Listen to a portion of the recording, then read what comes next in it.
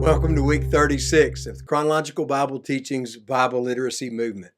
If you've stayed with us, you're now in the midst, the throes of the captivity era.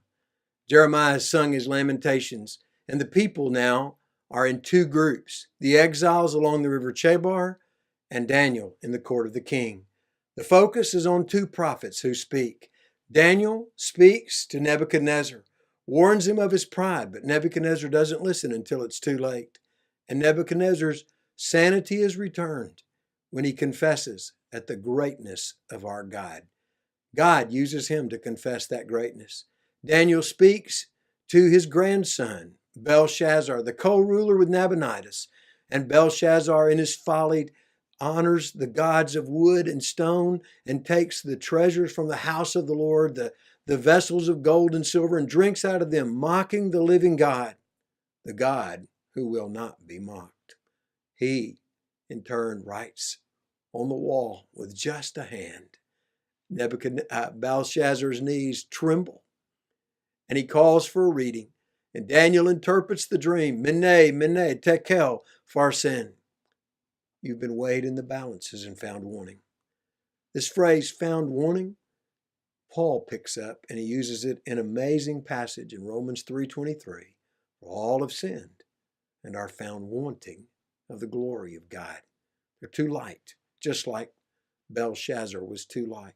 That very night he was slain, just according to Daniel's prophecy, and Darius the Mede took the kingdom. Darius established Daniel as one of his great leaders, and the other leaders, in jealousy, used Daniel's prayerfulness as the tool against him, counting on one thing and one thing only, that Daniel would not fail to pray. Daniel didn't fail them. He prayed. Daniel was more afraid of God and not praying to him than he was of any earthly king or any beast like lions. Because he prayed, God heard his prayer. And the king, who spent the night in fasting, went early the next morning and rolled away the stone and said, "Oh, Daniel, is your God whom you serve able to deliver you?" And the voice from the lion's den came up, saying, "O king, live forever. My God has sent his angel and shut the lion's mouth." The God who can shut the lion's mouth really did it to make his name known to the nations, because when Darius finished, he proclaimed to all the nations of his kingdom the greatness of Daniel's God. That's God's real purpose. His real purpose in using his people is to make his name known. He wants to do that through you this week as you get to read his word. We also meet Ezekiel. He's still prophesying. He's faithful. He tells us about a temple that's going to be built. We don't know exactly when, but we know it's coming, and God's going to use that temple as a place to restore the glorious worship of the great King. But keep reading, because God keeps on fulfilling his promises. In fact, the very end of the week, Cyrus is raised up.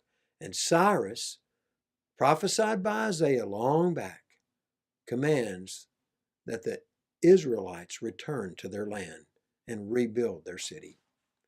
Have a great week reading. Enjoy seeing the promises of God come to pass, and let them refresh your heart. God bless you.